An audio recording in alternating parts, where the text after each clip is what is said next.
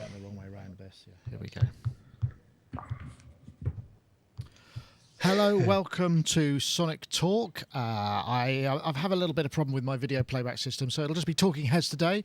Sonic Talk number 391, still relatively fresh from NAMM, but there was so much to discuss last week that I think we'll probably continue our discussions, and there's more to talk about besides. But I want to welcome a guest we haven't had for a very long time. Actually, before I do that, I'll say, obviously, the show is sponsored by iZotope, and they'll be giving away a copy of Iris 2, and there will be the winner from last week announced as well, so stay tuned if that's what you desire in your life. I know I do, and it's a good thing to aspire to. Anyway, thank you very much. And also, if you're tuning in to find out the winner of the theme tune competition, we need a little bit more time. We've got so many entries to go to, and one of the judges is on holiday, and so we just need to make sure we get everything sorted. So you'll have to wait until next week. I do apologise if that's the only reason you're watching the show, but I'm guessing if that's the only reason, you probably must watch it more than once anyway, because you entered the theme tune competition, if you get my idea.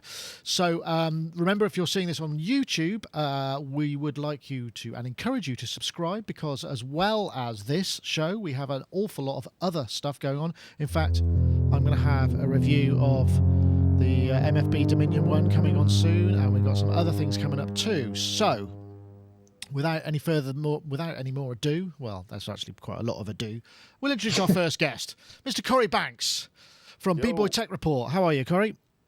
Doing good, man. How goes it?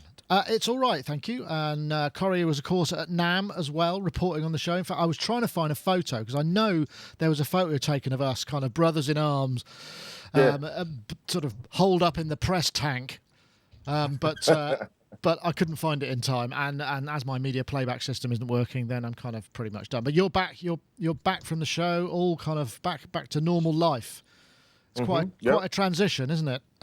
It is a transition. I was pretty tired because, since I live in SoCal, I opted to commute this year rather than to get a hotel, and it wiped me out having to deal with traffic every day. So I won't be doing that again.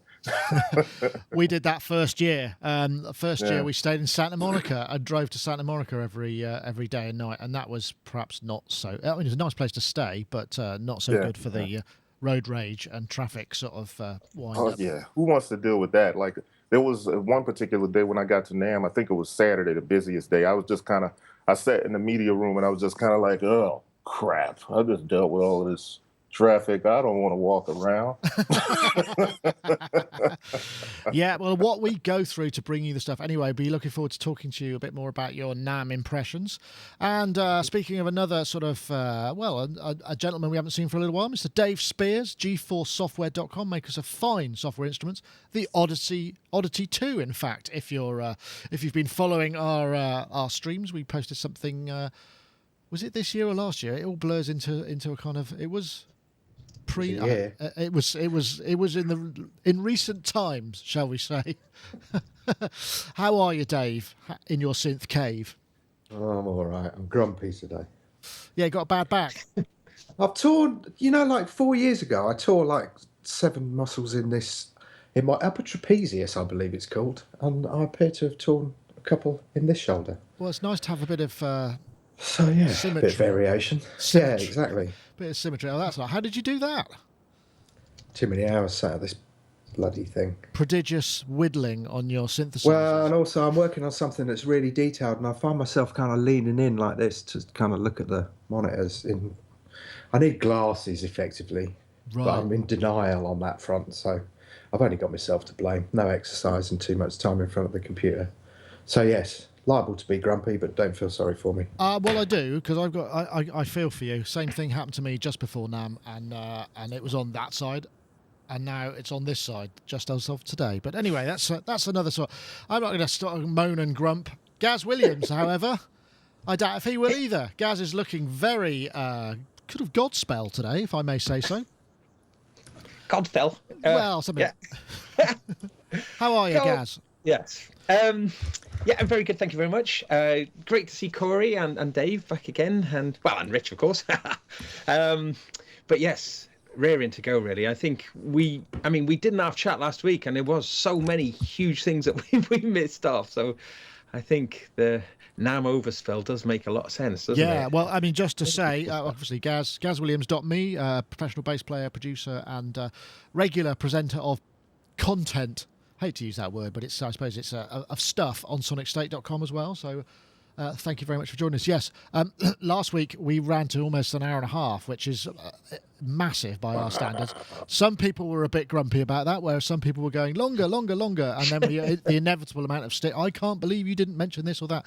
But just to let you know, as well as today, I'm going to do a special tomorrow with our guitars editor Rich Beach, who covered a lot of boutique pedals and that side of thing, and also Ed, who covered a lot of the modular stuff. So if you want even more NAMM fix, there will be a special episode tomorrow about 4 o'clock. I'm not sure if we're going to stream it yet, but we may well do. So stay tuned for that. So I want to say thank you to everybody. And of course, last but by no means least, Mr. Rich Hilton, over there in Connecticut, where I believe the snow may have melted a little. He's the keyboard player for Chic and also studio guy for Nile Rodgers. Holed up there in his cabin in the woods, underneath, fighting off the bears, no doubt. How are you, Rich? Oh, you're muted as well. I said I'm good, and the Bears send their love. Ah, I'm glad to hear that. Anyway, thank you very much for joining us. Obviously, this week, as we said, there's going to be a little bit more NAMM action. I mean, one of the things that did come up of last week was, lots of people were very, very keen to hear other people's opinions about stuff as well. And so I'm going to start with you, Corry, just kind of, in terms of traffic and, all the usual ailments aside, what did you feel about NAMM this year? I mean, from your point of view. Well, from a point of view of I love drum machines and all that kind of stuff. There wasn't a whole lot going on in that arena, but I mean, I'm a bit of a synth geek, so I love synths. It was a really, really synthy NAMM. With and analog and modular. Modular made a big show this year. I mean, they had like their own little micro NAMMs inside of NAMM. So it was good. It was good to see Sequential back. That was a surprise. And that Prophet 6 sounds incredible in person, by the way. Did you get to play with it then a little bit? I did. I did. Yeah. As a matter of fact, I played with it. It sounded so nice. I kind of have been contemplating on whether or not I'll trade my Prophet 8 for Prophet 6. My Prophet 08, that is. So, right. Yeah, it sounds incredible. Sounds really nice. I don't think you're the only one who's thinking along those terms. I think Robbie Bronneman, who was on last week, was also thinking somewhere along the same lines. That's definitely something that seems to have got everybody excited. Although, of course, it's not ready. It's not actual production ready. I think they're talking kind of spring, early summer before we're going to see it happening, right? Yeah. That's about the time. And then that's good. That gives me a chance to get my coin together. To put this guy on the market, because they won't both coexist in my studio. Well, one thing that's very interesting as well, because usually we're seeing a whole heap of kind of MPC style controllers. Do you think that kind of phase is over now? I mean, and certainly from your readers' point of view, who are kind of tackling technology from a kind of hip hop and R&B kind of style, what was there for them, do you think?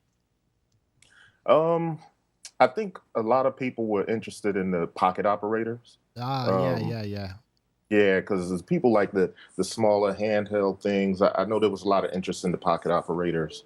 Beyond that, I think there was a thought for a while that there'd be a new MPC. That one that had the Windows, whatever it is on it.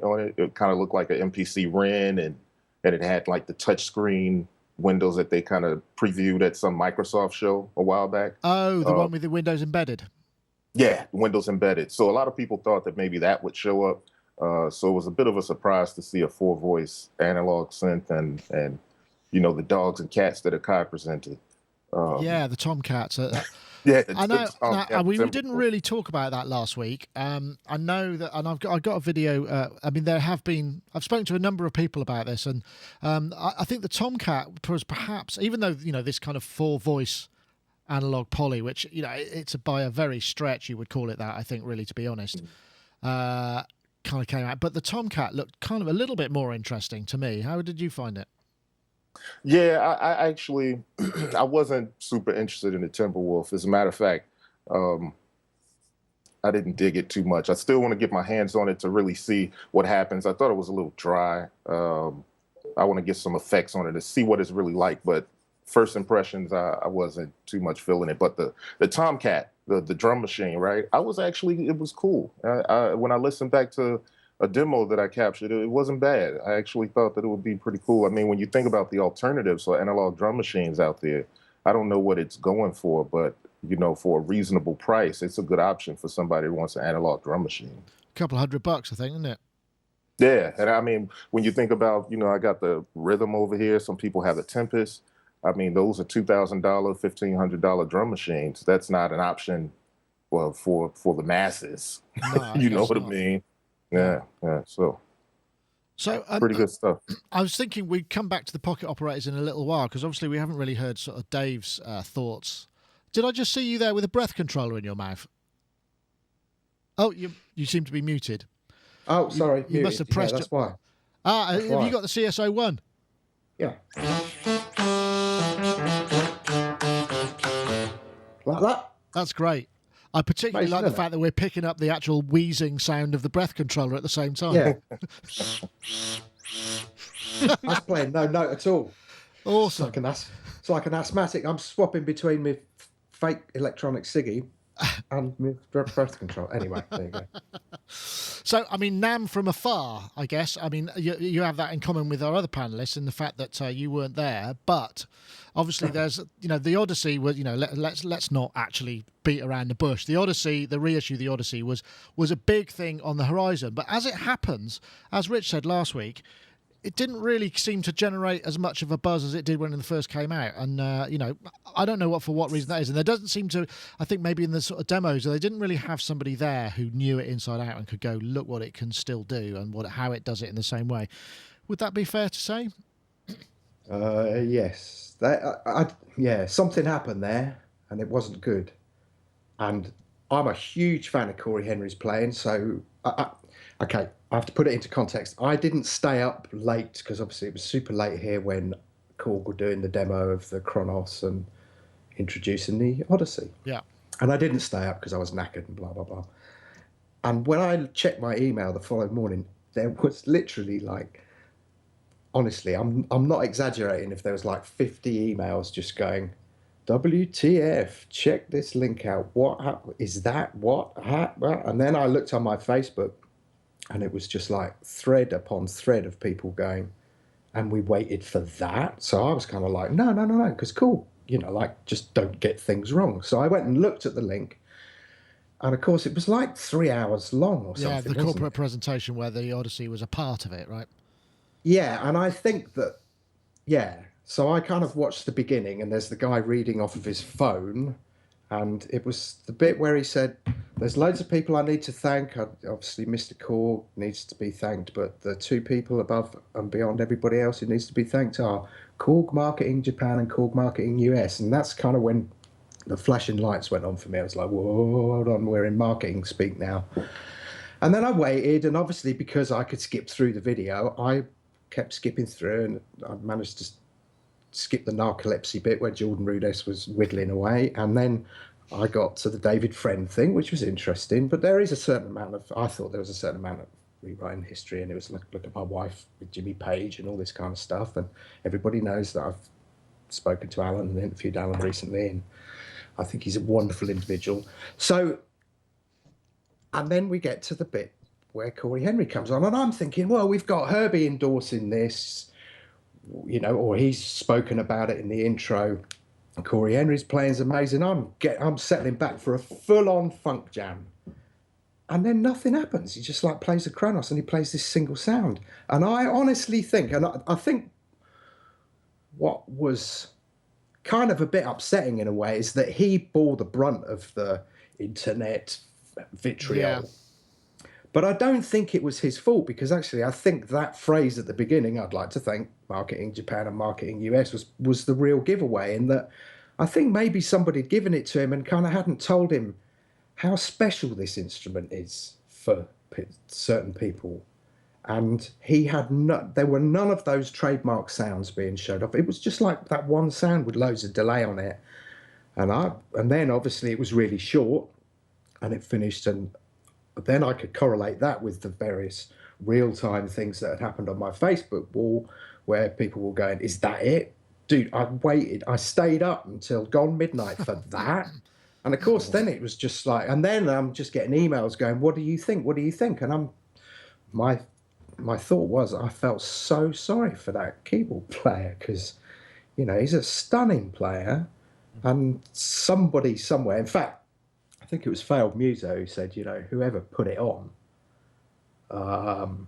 whoever put that event on, kind of needed to be visiting the job centre the following day, because it was just like, I don't know, it was a stroke fest, really, wasn't it? I don't know whether you were there. I caught it at the last minute, and I came in sort of almost the last note, and then there was some Q&A and stuff. I think perhaps what was perhaps being celebrated more than the instrument itself was the achievement of being able to manage to get this to happen, which may have been massively difficult and all of those things, but kind of largely irrelevant to the majority of the end users, I think, perhaps, and that's maybe where it was just a mismatch. There were so many people so excited about this, and then, you know, honestly, in my emails, it's just people going, you know, I would have, forget the slim keys thing. I'm using a mini keys CSO1. It still sounds great. It still works for me. So the slim keys thing is by the by for me, but people were just going, I had my money ready, and now somebody else was getting it as a result. I mean, most people were going, I'm going for the profit. Which actually raises a question, if we could move on from the Odyssey Sure. thing. Although I will say one final thing, which is quite funny for me and you, having done our little demo thing. There were loads of people who were going, me and you should have been up on the stage. We'd have torn it apart. Yeah, I'd have been incredibly nervous. Like I was sort of like when I spoke to Rich Formidoni, who was obviously in autopilot mode, and you know, had been doing so many of these things that he had a thing, and I've only got a couple of minutes. He's not going in deep, and I failed miserably to give him a bit more questions to go on. So I don't know if I could have done any better. I would have been absolutely terrified. I'd have probably been drunk just to be able to pull it off.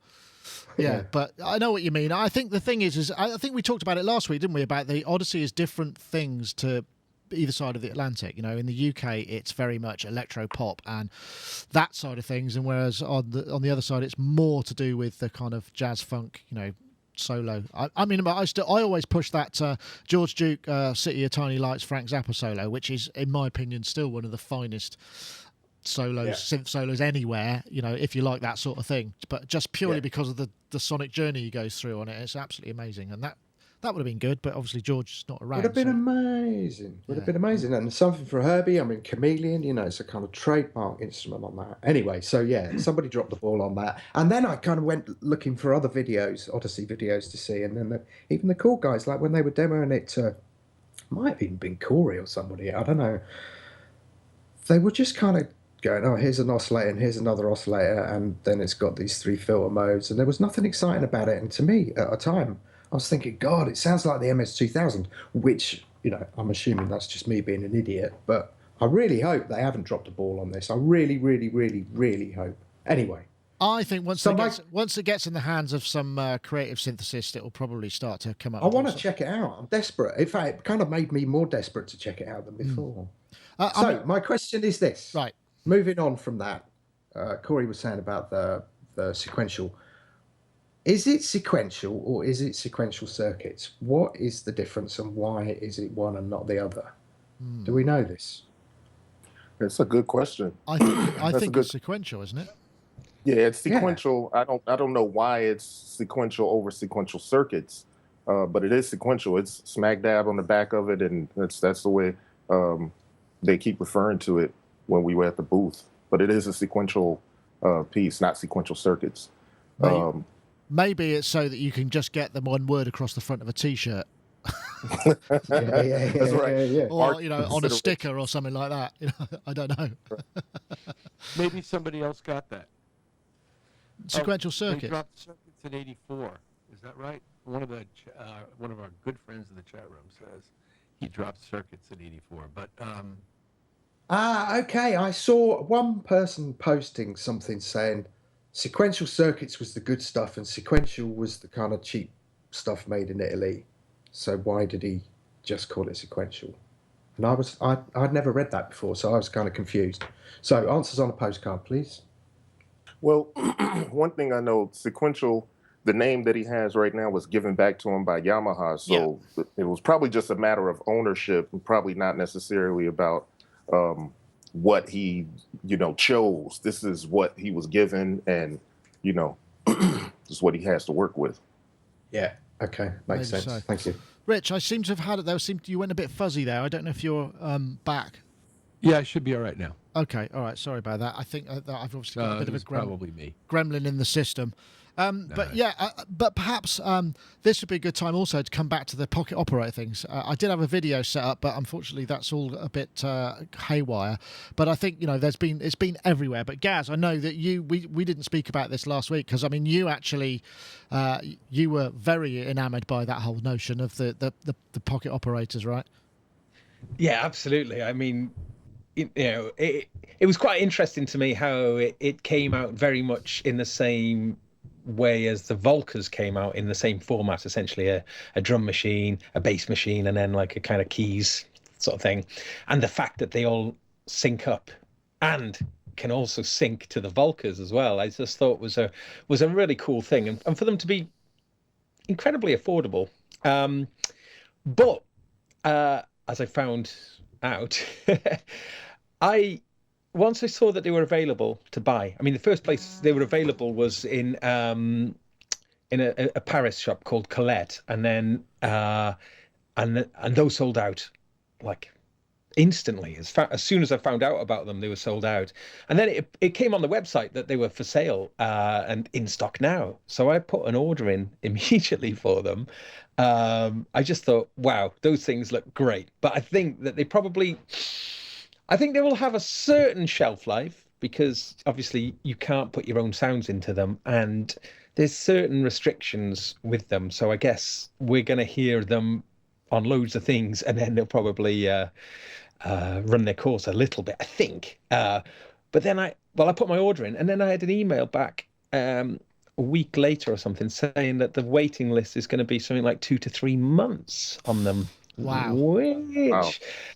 So then I looked at the forum. There's an unofficial forum. This is unofficial, by the way. And people were comparing their order numbers on the forum, saying, my order was about 183,000 or something. And I think that was a continuation of their ordering from their whole company of system, everything right. System. But then people going, well, I've got what order is 220,000. So it looked like that they did about 40,000 sales within a day. Now, wow, that's and this so is we have to say that this is just conjecture at the moment, but yes, we'll run with it because it's a great story. So what it looked like, and in fact, in the email that I got, they said that they were completely overwhelmed by orders, and that these orders came in so fast. By the time that they'd updated their website to say that they'll be on back order, all these orders had already come in. So it was I was like, wow, I can't think of anything in the music technology world that's sold to quite such numbers so quickly. I mean, this is quite unprecedented, I think. But something I should mention,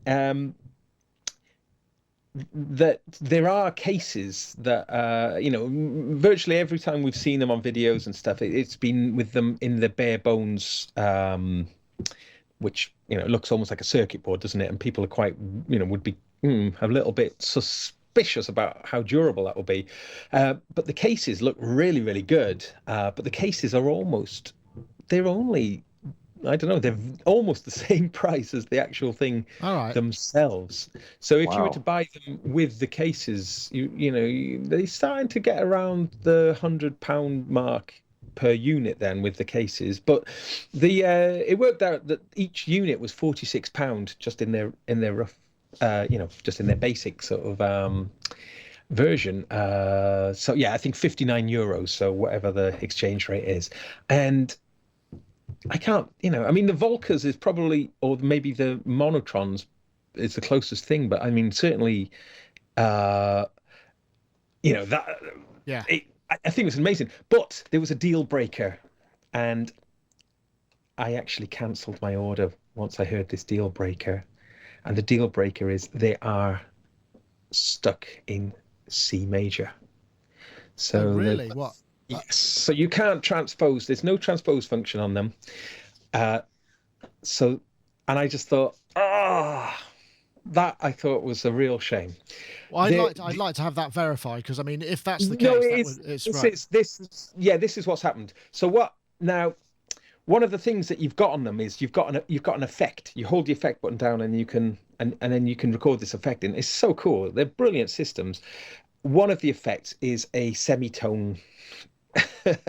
Is a semitone effect. So, and what they're saying is, if you want to get those notes, the other notes that aren't in C major, you have to do it with holding this effect button down. That means that you can't have any other effect going for any note that you want that's outside of C major.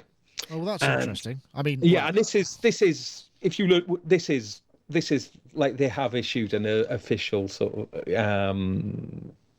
I don't know, official. They have responded about this issue. But for me, I thought that was, that's a shame. But I mean, I suppose the thing is, the drum machine isn't going to be an issue with that. I mean, 40,000. Actually, Nick, funnily enough, the drum machine does have a little, you can do a pitch thing on the drum machine, and you can do that. The drum machine you can actually do in any key. How interesting. I don't think I've ever heard of something selling, 40,000 units by any, even if it's half that, that's still an astonishing amount. I mean, fortunately for us, I've managed to have a direct route to Teenage Engineering, and there are a full set winging their way to your house, Gaz, for review. So you'll be able to verify. I know, because I cancelled the order, and then I had the email from you the same day. Well, I did angle for, does that mean Gaz can get his order much sooner? And it's like, no, you can only have them for a short period of time. They're giving me a week. I've got to give them back in a week. I've negotiated a little bit of leeway there, but it's an interesting idea, isn't it? I mean, I'm looking for the first hybrid Volca and pocket operator band, because we got POlca going on there somewhere, haven't we? There's got to be some kind of Volca POlca has got to be Volca POlca got to be kind of dealt with there. So I think that's going to be interesting. But I mean, they've really killed. I mean, who'd have guessed that they could have had that much impact? I mean, it's got, and that is, if you look on YouTube, and I get the reports from what's happened. We've done well over 500,000 views of just NAMM videos, and the top one is the Teenage Engineering one.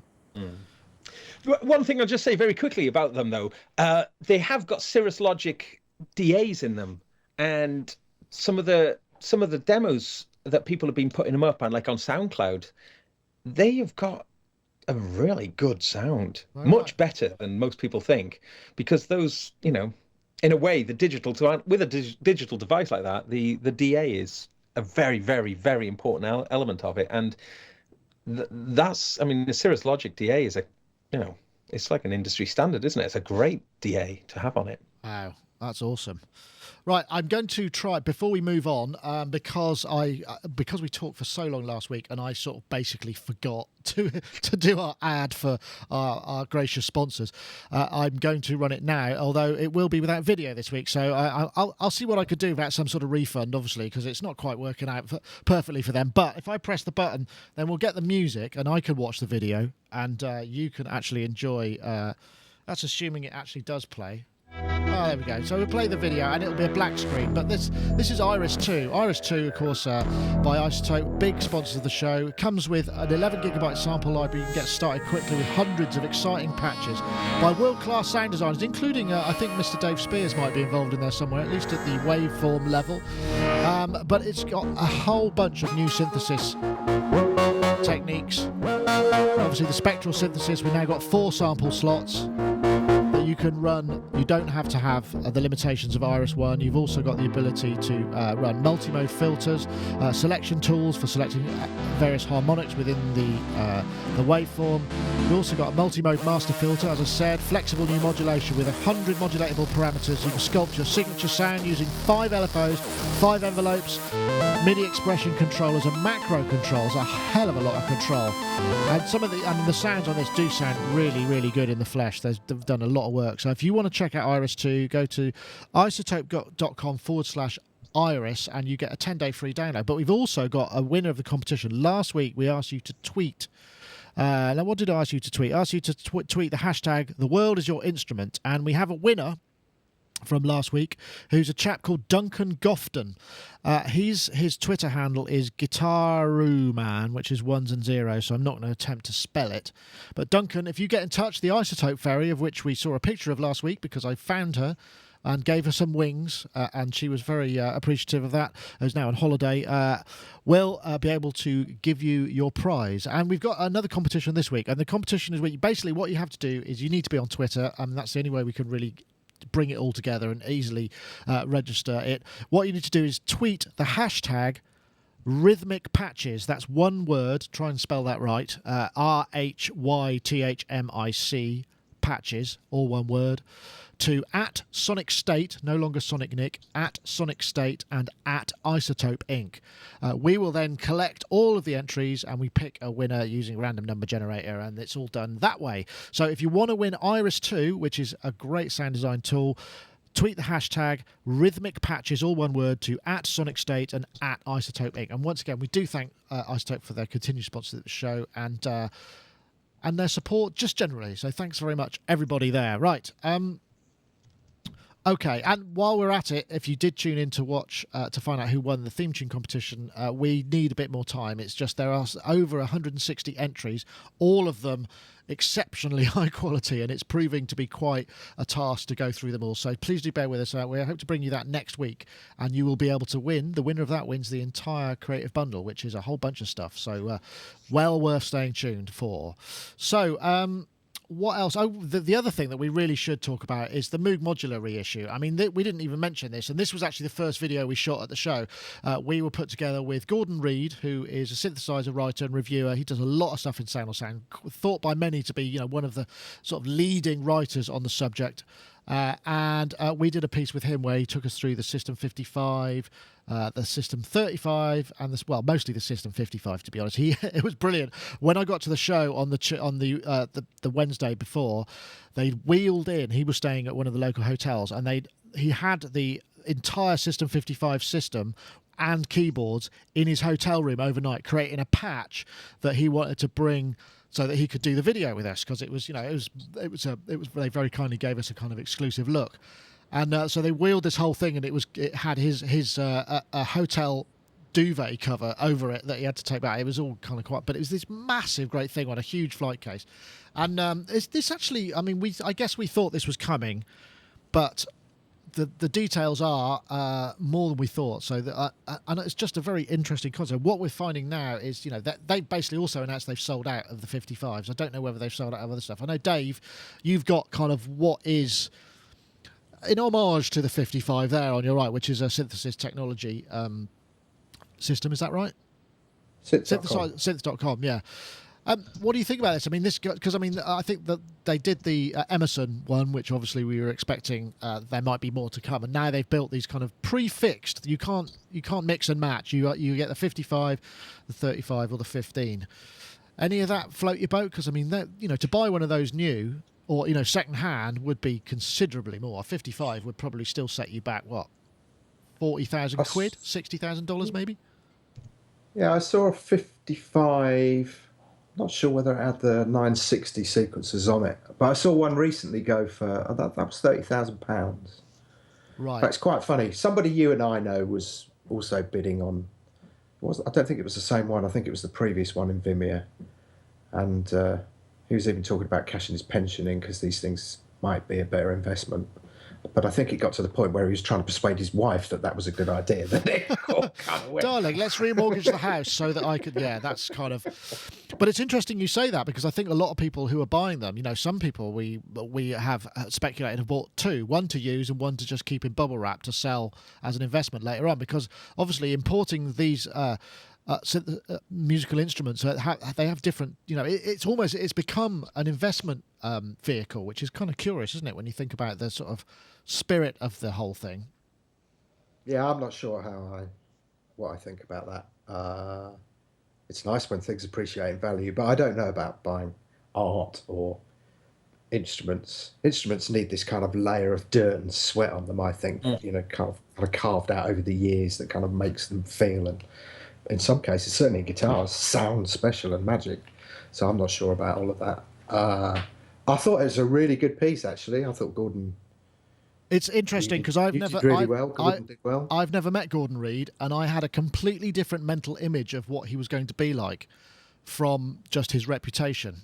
And he wasn't anything like that. He was a kind of, a man of similar build to me, with similar hair, and a very kind of kind nature. I thought he was going to be quite sort of pinched and specific, and he wasn't. He was a top bloke. He's a very amiable guy.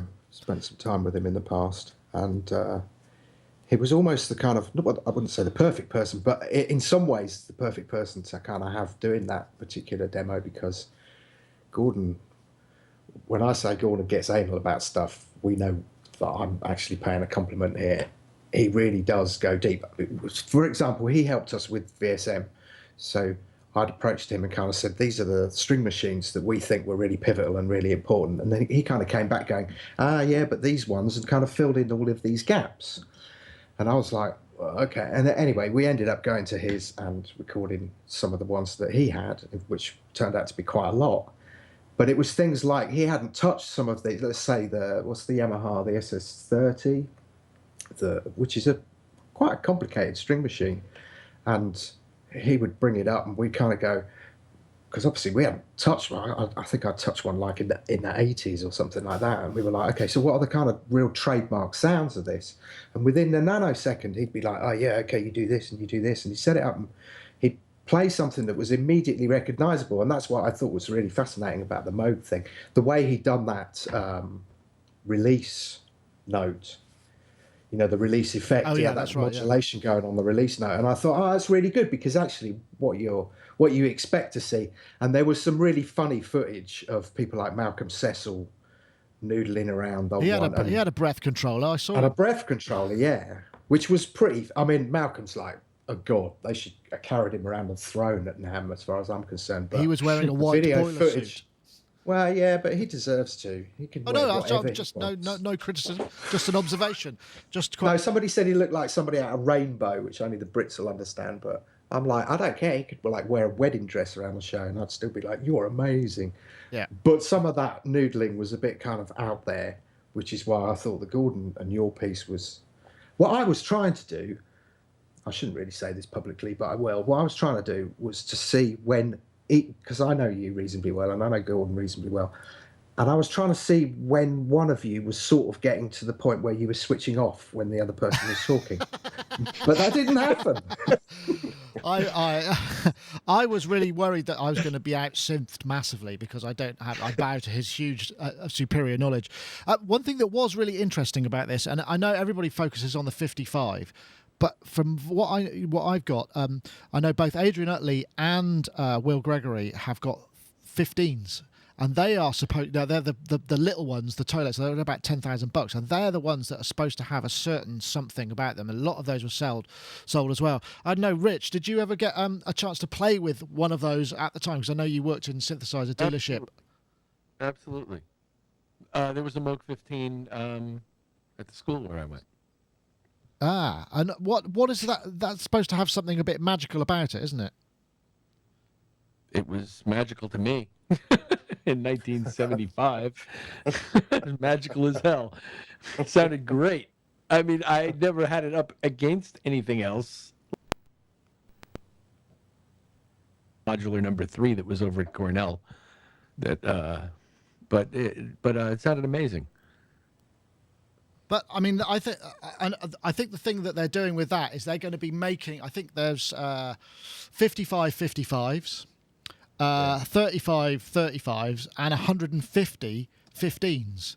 This is what I recall as being. I don't know if that's the right number. So I think the 15s are going to be the thing that are going to be around and about and seeing a lot more of, because 150s of something, an instrument that size is still quite a lot to sell.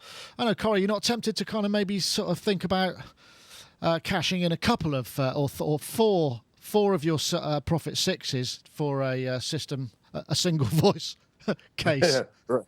Nah. I'd love to have it, but I mean, I didn't even really hear a demo of it while I was there. I don't know why. I was just kind of running around the place. Sometimes you'll look up things are over. You're like, I didn't see this thing, that thing, or that thing. But yeah, I would love to have one. But $10,000 is a quite a drop in the bucket. Yeah. But there's going to be 150 of them around. I'm sure we'll see a lot of them. Maybe someone near me will have one. I can kind of go squat at their place to mess around with it or something. Yeah, well, that would be the answer. I mean, but one thing and this is the one thing that I kind of wondered about, the whole notion of making everything kind of authentic. But I asked this of Gordon at the time was, why the hell did they stick with those stupid 2-pin DIN things that everybody has to have these sort of really horrible the leads? Jones. What? Yeah, the Cinch Jones stuff. I just that was the one thing I thought that perhaps could have been slightly changed, but I suppose if you're going to be purist about it, you have to be purist about it, right? I think that was probably the key right there. They really went the purist route with this stuff. And, I mean, with all of, the aftermarket is crazy and so many clones of different things. And I think they're just like, well, you know what? We're just going to capitalize on this. We're going to go authentic, purist, and, you can have a new issue of the authentic stuff that came out in the 70s. Absolutely, so. Yeah. So, Rich, are you going to be expecting delivery of any or all of those systems at Chez Rogers, Le Crib Studio anytime soon? Oh, sure, all three of them, absolutely. Looks good. Well, you'll have a hard job because we got all 55. Well, that's funny. It's funny you should say that. I know a guy here who I was speaking to shortly after the show, and he said, "Yeah, I've ordered one of those," and I was like, well, I just sort of went, "Wow." I mean, I just can't. Yeah, anybody who says they can afford one is astonishing. But I mean, it is an impressive looking thing, and the fact that they're remaking the keyboard as well, so you get the whole stuff. Sorry, Gaz. Well, it's just amazing, isn't it? We can go talking about the pocket operators, the cheapest things, to the most expensive things, and just the fact that that synthesizer world now can cater to just the whole market, really, from the cheapest to the most expensive. And I think that's interesting, especially in that. Well, I think you were saying before the show began, Nick, that there was 50% more space given over to synths this year, and so. Just saying, Nick, you were. I know, absolutely. Yeah. I heard you. It's very true. I mean, and as I think Rich was saying last week, it's just an astonishing surge of stuff. I mean, there's so much of it coming along, and so many things, and that's kind of thing that's starting. And I guess, Corry, from that point of view, do you think we're going to see a lot more of this stuff moving into the kind of R&B side? I mean, although. I guess the thing about that there is an aspect to the kind of computerized and digital aspect to what hip hop and R&B does. Apart, I guess sampling analog is more of a big thing. Yeah. So I don't know. Well, you know what I'm seeing a lot of hip hop guys and R&B guys that are, probably R&B guys are more synthy than hip hop guys, but I'm seeing all of those guys kind of get more into synth stuff. Then too, you have this whole. EDM movement that's been going on for a while now. That has a whole lot to do with how synthy NAMM is, and other people's interests or other genres' interests are peaking in that area because of it. So yeah, I see a lot of people that are looking at. Here's the thing: a lot of R&B and hip hop dudes or beat makers and stuff are all software and maybe always have been on software because you got a computer, you could easily get something that you can start to build on. But now what's happening is there's so many synths available and the knowledge of synths, or at least people are starting to learn about all the great synths that were available in the 70s and that era and everything. And then so that's the aftermarket thing. But at this point, so many tabletop things, so many handheld things, so many smaller things under $1,000, under $500 that maybe are reminiscent of older things. People are now starting to see, I'm going to get my first hardware synth. Right. And so that's what's been happening. So I'm seeing a lot of people doing that kind of stuff. And then I think the interest from urbanized music is kind of tilting our eye towards modular stuff, the Euro-rack stuff at this point too. So it's a gateway drug. Yeah, definitely. Definitely, without a doubt. And a lot of sequencers as well seems to be a big flavour. I know that I did have some video lines up, but there were seemed to be a lot, obviously we've got the BeatStep Pro, which we talked about last week. We've got just the Coma Electronic, there just seem to be more in the way of hardware. And I'm curious as to where this is coming from, because personally I find using hardware sequencers a real pain. That's why I use computers, because I can visually see what I'm doing and it's much easier for me. And I just wonder why that is. I mean, has anyone got any kind of thoughts as to why we might be seeing sequencers? Is it just because the technology is available to the manufacturers, or because there's a demand? And if there is, where the hell's it coming from? It's a demand. That's a good question. It's their ideas tools. They're fantastic ideas tools. Sorry, Rich. Dave. Yeah, because you've kind of recently entered the analog sequencing world. What were you saying there? They're just brilliant ideas tools. That they're like kind of scratch pads, sketch pads that you kind of go. You move sliders. Like that little ARP sequencer that we've got is so primitive, and even the 960s are primitive, but you just move sliders and connect shit up, and all of a sudden you'll have something.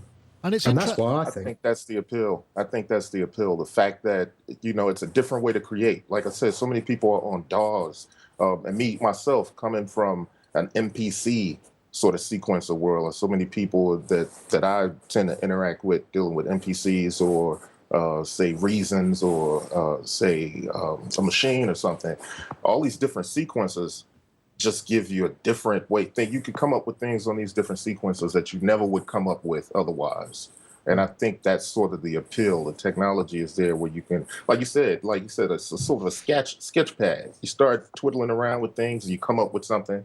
In my case, I'll do that with, say, the BeatStep or something. I'll come up with some weird sequence and then I'll sample it. Or I'll load up the DAW and just record a few minutes of it and kind of just mess around with it and go back and, use it as sample food later. That's interesting about the sampling side of things. Is there, and I don't know if this is possible, but is it feasible to sample the control voltages and then remanipulate those as audio files? So you're sending out you sample the control voltage into an audio file of some kind, because obviously we've got interfaces that are DC coupled and will output. Is that, am I way off the mark? You're looking puzzled there, Rich. Maybe you can put me right. Is there maybe a creative thing that hasn't been explored there, or am I a million miles off? Maybe there is, but it strikes me as an odd request for a digital converter to have it converting things outside the audio range.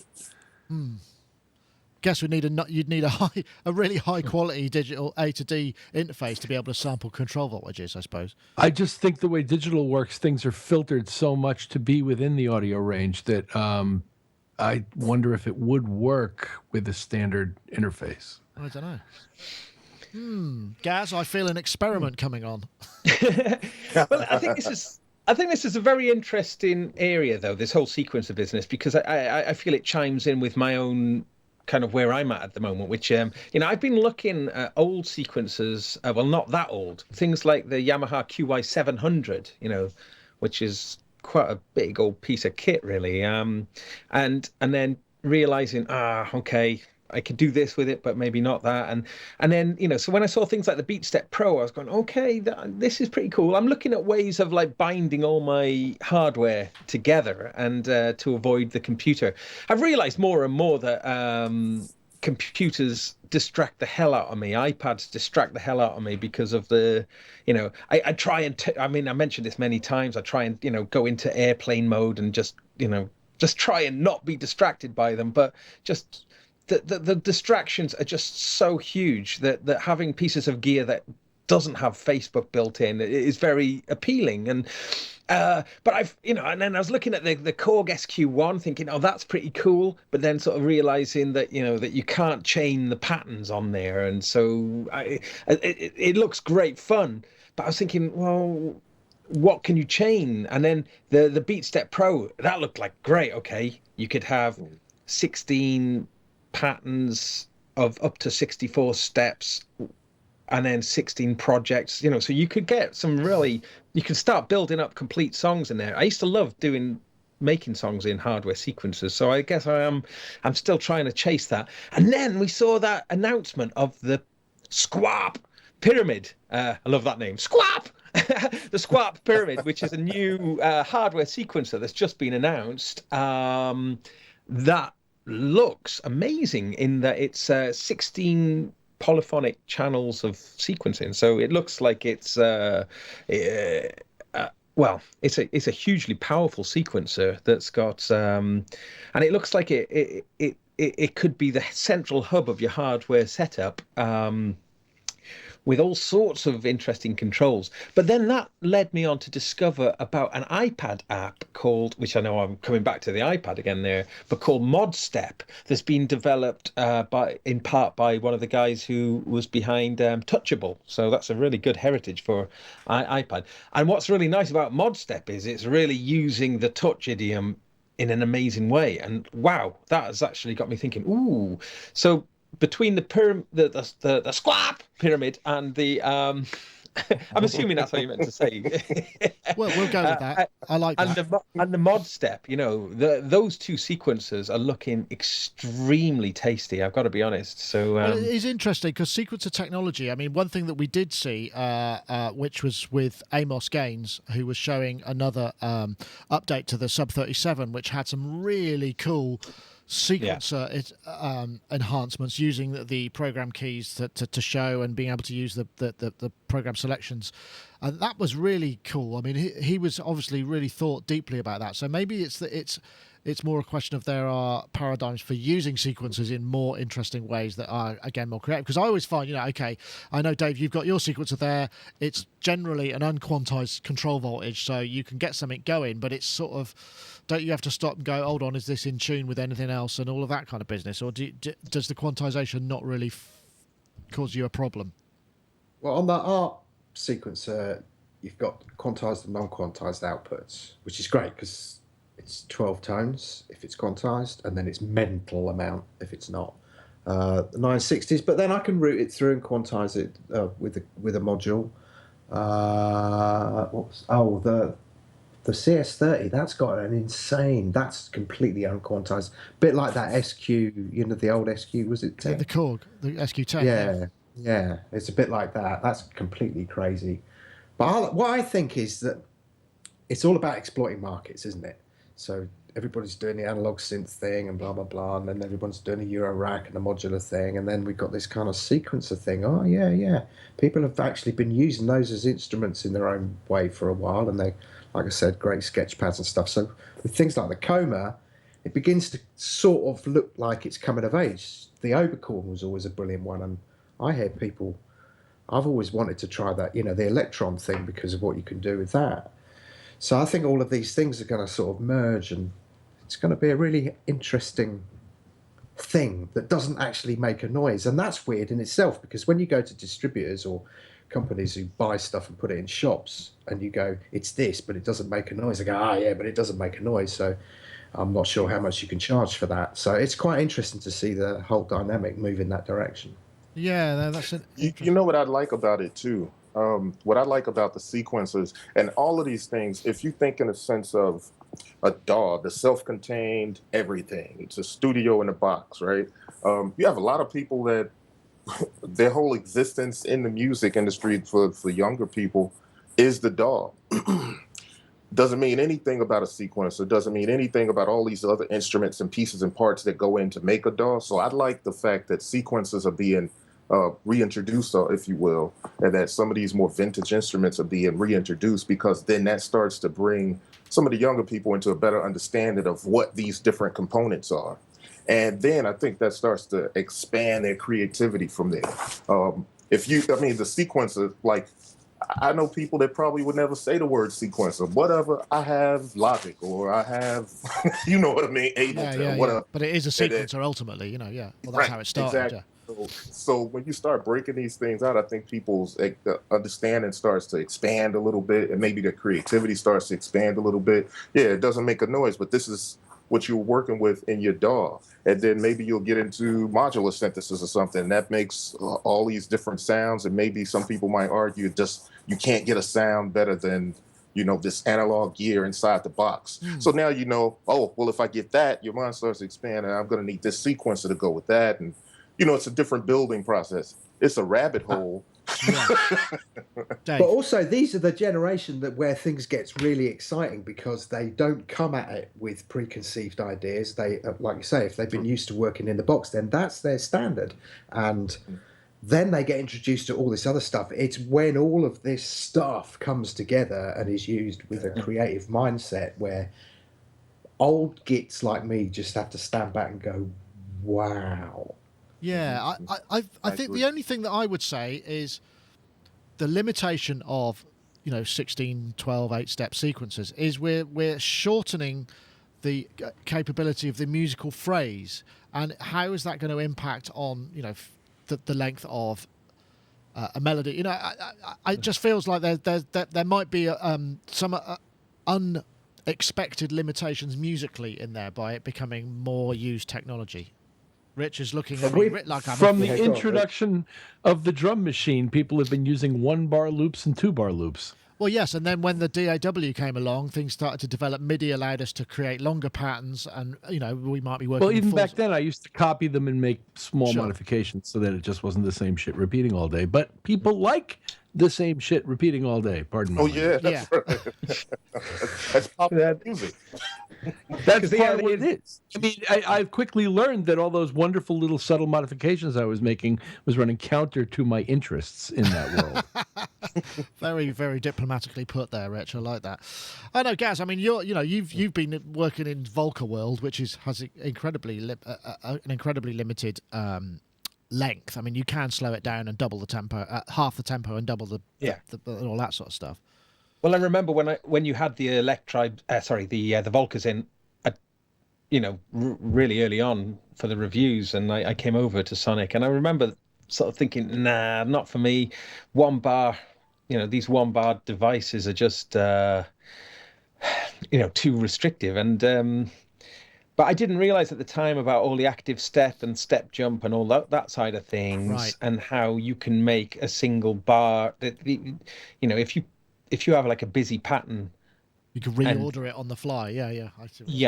And just there's so many iterations you can do. But I mean, I've been describing sort of using the Volcas as spinning plates a little bit in order to keep the interest there. You're constantly having to sort of tend to each one and trying to sort of juggle them around just to sort of keep the patterns changing, and then that in itself becomes a really great performance tool. I think that's great fun. But the chaining thing, being able to chain a bunch of sequences together, I think it has kind of struck me as being really important. Now, the Volca sample does let you chain. It lets you chain up to 16. Okay. You've got 10 patterns, and you can make a chain of up to 16 patterns long, which is great. And it's kind of a shame that the other Volcas don't do that, because you could set it off and you can use all that all that jumping around over your arrangement, so you could like chain, you could come up, well, let's just say for instance you just chained patterns 1 to 10 and make it happen so it'll just play each of your patterns in turn. You can then go into the kind of active step, and you can jump around and do some pretty cool stuff.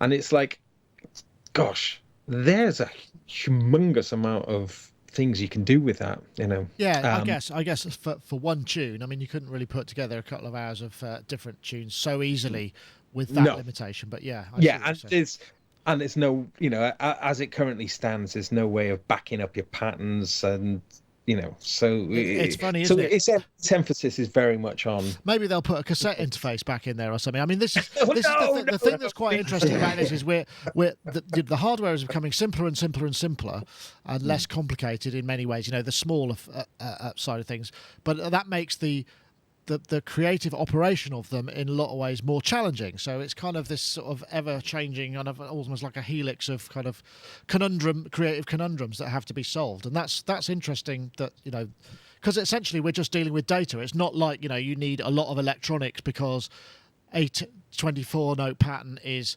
harder to make than an 8-note pattern. It's kind of... Whereas, making a voice or more voices or more or audio rate LFOs or whatever, yes, there are technical limitations to that. But then the limitations are now really GUI based more than and OS based than anything else, which is sort of meta almost. Yeah, I think that's what I meant. Yeah. Silence. Obviously, a very profound point that sounded damn good. Great. Thank you very much. Really good. I'll give myself a pat on the back for that one. Very good. Just returning back though, Nick, to the squap pyramid. That looks like it's addressing these issues in an interesting way. So I mean, because that's quite expensive, isn't it? I think that's about €699 for a sequencer. Something that doesn't have any built-in sounds. So, but it does. The comas must cost a fair bit as well because it's a big old thing. Of course. Looks great. That's a lot more. Looks like it should be a mixer. Well, see, that's the thing about sequencers, right? When it comes to, like, for me personally, and I think a lot of people probably feel like this, even if you think that sequencer X or sequencer Y or sequencer Z is incredibly fresh and it's dope, it's something you gotta have, even if you think that, if the price is $800 or something, I'm instantly thinking of what synth I can get instead. Yeah. You know what I mean? Because I'll look around this room and I'll be like, I got that has a sequencer, I got that thing that has a sequencer, I got that thing. What synth is out there that I can pull in? Right. So that's it gets a little tricky at that point. Well, perhaps you could get the Kilpatrick Phenol, which we posted a demo of as well, and that looked really, really nice. And that's got a sort of a sequencer based around an LFO, but that looked really nice with banana plugs and what have you. They seem to have done a really good job with that. Is there anything else that I was going to? Sorry. Who was that? I was just. Did you talk about Omnisphere? We did last week. Yeah, Omnisphere. Okay.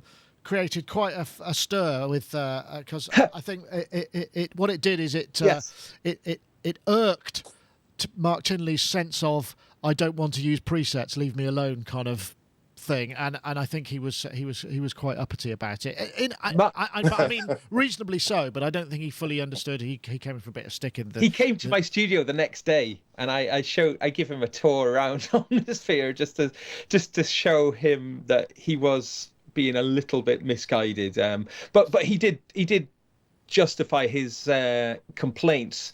Wasn't so much about Omnisphere, but was about the way that certain people had been using it, just relying on those huge presets, and that's what he thought it was about. But really, as people who use it a lot know, it's not. Yeah, it's I gotta say, I'm a little ignorant when it comes to. I'm just not familiar with Omnisphere because I haven't used it. But I'll tell you, people around me have been talking about Omnisphere and Omnisphere 2, especially lately, a lot. So I'm really curious. I want to get my hands on it and see what it's really about. Because I think I see it in that preset way too, just because I haven't used it. So you only have the idea of what you've been shown or what you've heard. That's fair. So. But it's. They licensed some good filters, Corey. I can tell you that. Oh yeah, that's right. I think haven't they got an? Is it the Odyssey? No, the Imposca filters, isn't it? Yeah. Oh, nice. I'll have to go. I'll have to go and watch last week's. I'm sorry, I didn't do it before. No, that's no problem at all. But I did see some of the Eric thing, and it's a bit like like when you hear those albums that you just listen to and you just go, I just want to give up music. I'll go and be a plumber or something. Omnisphere 2 was sort of the equivalent of that for me. I was just kind of listening to it going, oh, God. I mean, why bother?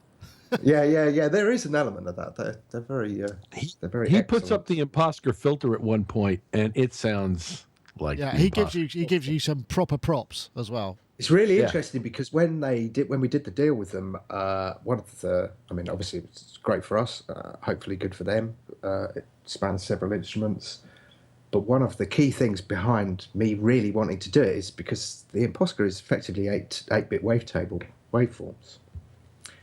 And I really wanted to hear it with those impeccably glorious kind of Spectrasonics waveforms. It was just like, let me hear that filter with these huge, beautiful hi-fi, everything hi-fi.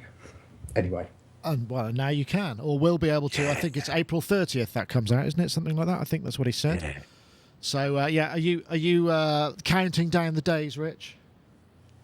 I wouldn't say that, but I certainly am looking forward to hearing it. Yeah, I think that's it's definitely one of the big announcements, as we know, because they've been quiet for some time and just obviously working on that and visiting radioactive caves and what have you, which is the story that obviously is going to really get things going.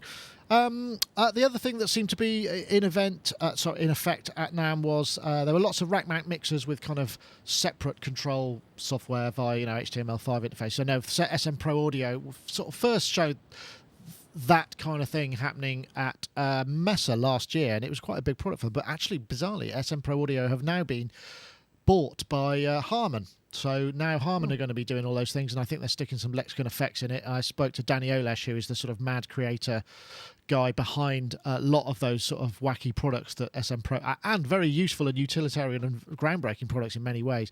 So hopefully we'll see a bit more of their stuff coming out into mainstream, because I think, he never really kind of got into Europe and it didn't really go, but he's just got... I was talking to him and he was saying, it's great. I sold my company, but I've also still got basically a laboratory where all I do is sit there and kind of cook up mad ideas, and that I've got that for the next 4 years without any worrying and funding and stuff, and it's just like great, because what a brilliant gig. That's the sort of thing that we could all kind of dig. Just say, yeah, what about this, and then someone else can deal with making it. Yes, please. Yeah. That's my dream job. That's your job. Maybe. Idea guy. That's right.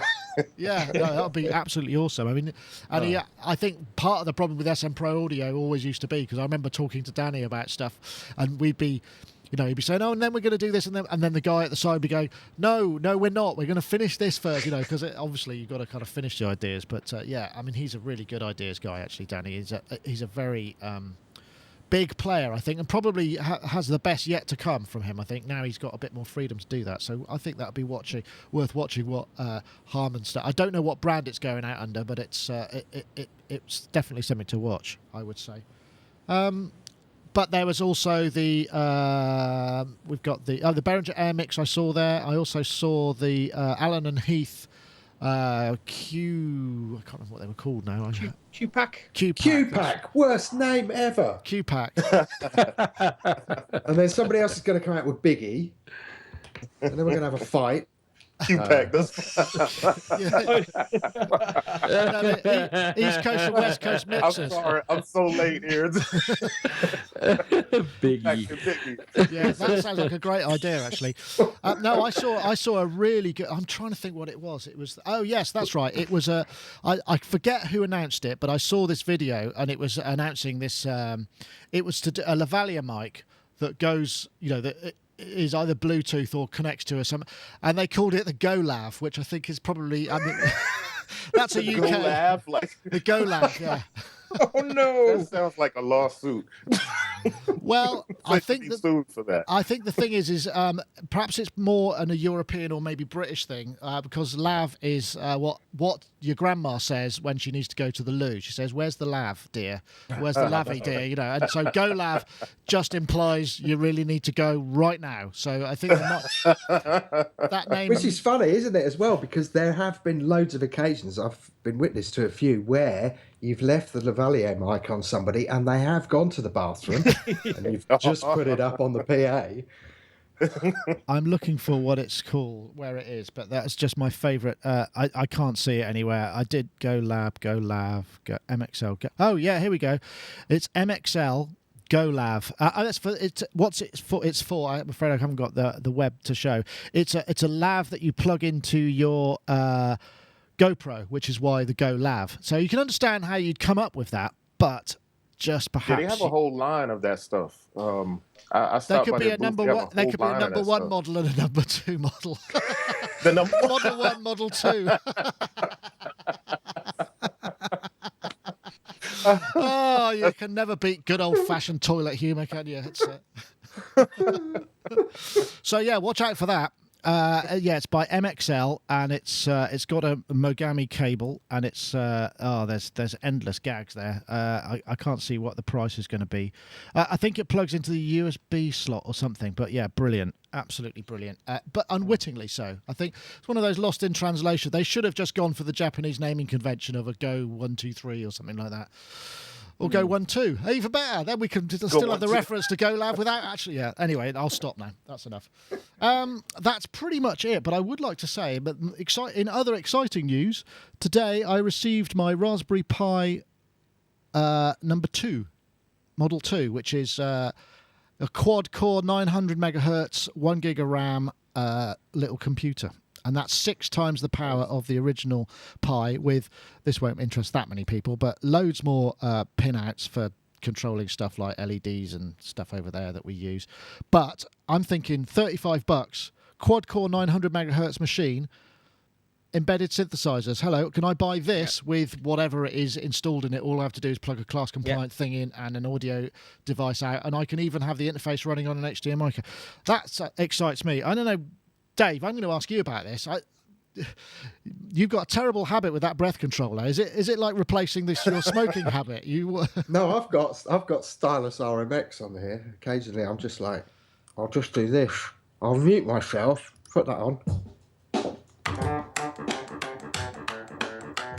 There you go.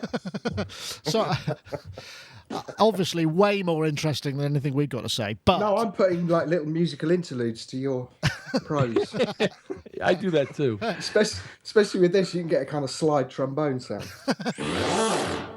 Anyway, awesome. But what do you think, though, Dave? You're gonna be making anything that will run on one of these? I mean, because I hear that this also will run Windows 10, which I think is about to come out, which is the sort of an embedded version, will run on one of these guys, and that's license free. Yeah, I only saw about this the other day, actually. I have to say. So you haven't made the business Raspberry's plan? a bit kind of hipster, geeky, hipster, weirdy, nerdy thing for me. Lots of people I know. No. People who don't generally buy a round of drinks in the pub go on about Raspberry Pis. That's generally in my experience. Is that me? I'm like, I'm no, pretty sure. no, not at all. No. But like some people I know, you'll notice that they'll be in the corner talking about Raspberry Pis, and they never, ever, ever get a beer in, and you just think, I don't know. Whereas Mac people have got more money than sense and buy way more rounds than they should. And they need more friends. Anyway, well, yeah, that's true. On that last note, I'm very conscious that I don't want us to run on too long because we'll just I'll be castigated in the comments for rambling, which is what I do. Can I mention the thing? Just I thought it was really brilliant news was the fact that Nektar Panorama are going to support. Well, has got Reaper, deep support of Reaper, which I haven't seen any other product do that yet, and that's just like amazing. I think that is amazing. And but interestingly, there were comments because we posted that piece, and people were saying, "What about Ableton Live? You know, surely that's got to be high priority." And apparently, because it's I forget the name exactly what was said, but there's some issue with the fact that it requires a component from Ableton themselves to allow that to happen, which means they then take on the support aspect of it, which is why it's more complicated and more difficult for a third party without being part of that ecosystem to do it. But I'd need a bit more clarification on that. But just in case you were wondering why not live, I think the reason why not is because it has to be a kind of joint venture-y, you know, or something. And I am absolutely speculating on the total reason. But he did post something that said, yeah, it's not as simple as you think. But anyway. I think that's probably a good time to stop. That was the end of that's our second part of NAMM. In fact, if you want any more NAMM talk, if you haven't had enough, there will be another episode. I'm going to record it tomorrow with Ed, who was the guy who covered a lot of the modular stuff at NAMM, and also Rich Beach, who's a guitars editor, and he was doing a lot of the sort of boutique pedal and interesting kind of thing. So there's got a whole sort of area of stuff we haven't even talked about on either of these two NAMM specials. So that should probably fill your NAMM cup as much as it probably needs to be. But that will probably be it. But Thank you very much, everybody, for joining us. I might stream it live, so it'll be at 4 o'clock tomorrow. So if you tune in, we might be there as well. But otherwise, it'll just be as a special. So I want to say thank you very much to everybody for joining us. I'm going to start with Rich there in snowy Connecticut. Thank you very much for joining us. I'm sorry, I think I discovered the audio problem was a dodgy lead my end because I moved various stuff around. So apologies for that. But thank you very much for sticking with it. Thank you. Loved it. Enjoyed it as always. And we will see you very soon, I hope, if you're coming to the UK at any time soon. So, also Mr. Gaz Williams over there in his bass garret. We will be seeing you shortly. I think you're going to come and show us a little bit of the Volca sample. That's the plan. And possibly, if the pocket operators arrive, we'll be able to do a little bit with that. So, thank you, Gaz, very much indeed for joining us. It's been a pleasure. Thank you. Always a pleasure. And Mr. Dave Spiers, the Breath Controller King. Hope your shoulder gets better soon. So do I. God, moan, misery. I'll tell you what, I've got some very effective painkillers. Oh, I've been doing some amazing ones. I've got co-codamol, co-dridamol, and you can do ibuprofens at the same time. I've got this stuff, Voltarol, which is good, and ice packs, and diazepam. Genius. Yeah, that's supposed to be very good for back pains on prescription. Yeah, stop the spasming. Prescription only, obviously. And yeah, it's great. I just went to my doctor and went, "Oh, can I have all of these?" Anyway, yeah. I've got a shopping list. Which ones can I have? Yeah. Well, Dave, I really hope you feel better soon, and thank you very much for bearing with us. I'm sure it's uncomfortable for you to sit in that position, so I appreciate it very much indeed. Okay, good. So, as some form of compensation, you'll go to g4software.com and buy a copy of Odyssey 2, even if you've already got one. Anyway, thank you very much. Oh, we got a 10 out of 10 the other day. A 10 out of 10? Yeah. On? I gave it to myself. No, we got computer music. I didn't even know about it. Somebody put it on my Facebook. Congratulations. Yay! Please do. And well deserved too. So thank you very much. And of course, Corry Banks, I know it's hard for you to get here at this time of day, and we much appreciate that you've made the space for us. And and was pleased to see you in the flesh in California. And next time, get a room. I think is probably the only thing I could Yeah, give that's you. the best thing. Yeah. Sort of thing you shout at people when they're doing unspeakable things in public, isn't it? Not that you do that. No, not me. But it was good. It was good to see you, man. It's good to be here with all the guys. And incidentally, I'm going to have to check out Oddity 2. I've been kind of eyeballing it a little bit. But yeah, it was good to see you guys. And actually, I'll be on your side of the pond in the next couple of weeks. Maybe I'll get a chance to see you again in person. Yeah, well, if you're coming, if you're anywhere near us, we should try and meet up. That would be fantastic. Yeah, no doubt. I'll shoot you an email, let you know where I'm at. Great, thank you very much. Corry Banks, B-Boy Tech Report. Check out his findings at NAMM as well, because I think he shot video as well as all sorts of reportage. I guess it's coming on stream. I doubt if you finished just yet, but there's. I know you got a lot of stuff, didn't you? So. Yeah, I got more stuff coming up. And then too, I kind of want to. When it comes to a couple things that people were looking forward to, I kind of want to do a little commentary along with the video, because some things I'm not too keen on, but I'd like to kind of share my perspective and then let them see what it is. So it should be cool. Okay, great. Yep. Well, check it out, bboytechreport.com. Okay, that's it for this week. Thank you very much, everybody, for watching. Remember, theme tune competition we hope to announce next week. And remember, if you want to enter the competition to win a copy of iZotope Iris 2, thanks to our sponsors, iZotope, you tweet the hashtag rhythmic patches to @SonicState and @iZotope Inc. And then you will be entered for the competition. We'll pick the winner and it'll be announced next week. Thank you very much for watching. That was Sonic Talk number 391.